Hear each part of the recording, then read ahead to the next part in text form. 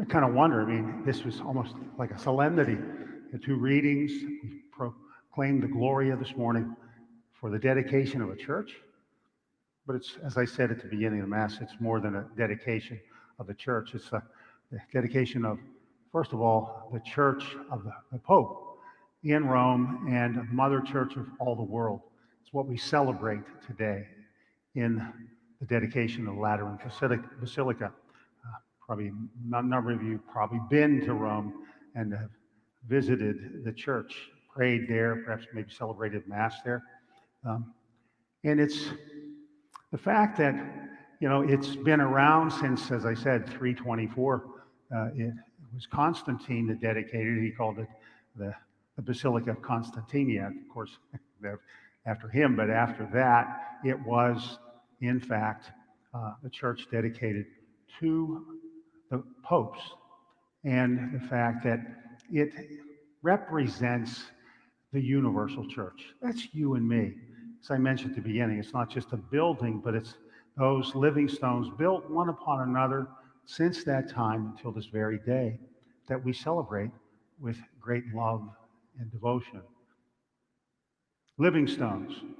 And we hear a little bit about that in the first reading from Ezekiel, when he talks about the waters flowing from out of the temple, and it was able to nourish the trees that lined that area for fruit. And of course, their leaves for medicine. In other words, God is the giver of all good things. And while we remember not a stream that flowed out of the temple, but rather water and blood that flowed from the side of our Savior Jesus Christ, the sacramental life of the church that you and I come here today to celebrate, to share in. His living word, and of course the sacrament of his most sacred body, most precious blood. We hear Jesus today, he says, quit making my Father's house a marketplace.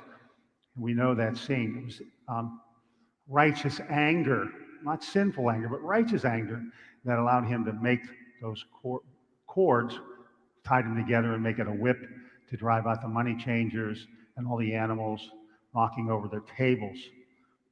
May it be a house of prayer for us all.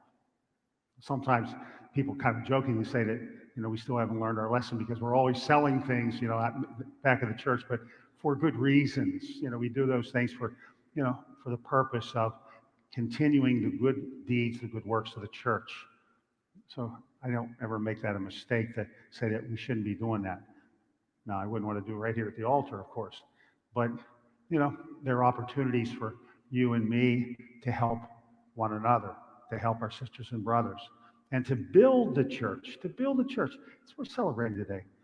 The building of the church, not just the Lateran Basilica. By the way, it was dedicated to honored of the family, the Laterini family, who gave their palace at one point in time, way back in the early part of the church, to the church, and so was they erected a church there. It's still there. There's holy stairs there. Many people kneel. They kneel going up those steps. That's devotion. That's faith in action. But you don't have to go all the way to Rome to do that. We humbly kneel before our loving God, confident that he hears our every plea, all our prayers that we place before him. And he changes our hearts and minds. That's what needs to be done, okay? That we, as we hear, the temple, our heart of hearts, our very souls are temples of God's glory. And so we try to stay away from those things that will defile it.